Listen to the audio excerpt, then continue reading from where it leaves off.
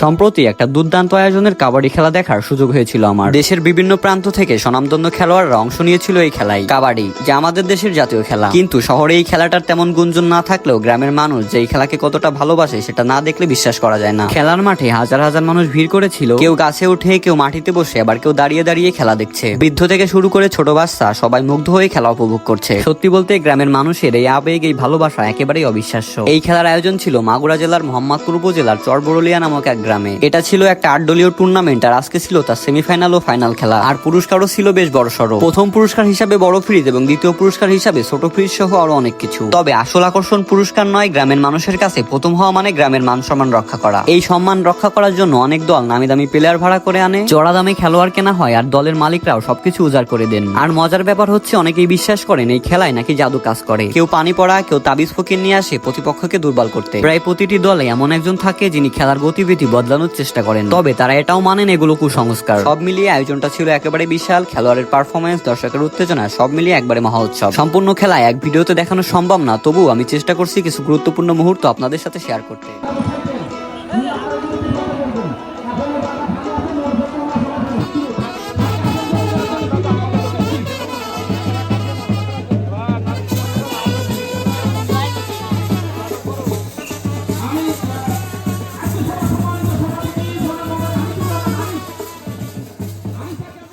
তো এই ছিল আজকের ভিডিও। এমন খেলার আয়োজন আপনার এলাকায় হয় কিনা, বা পরবর্তীতে কি ধরনের ভিডিও চান আমার থেকে, তা কমেন্ট করে জানাবেন।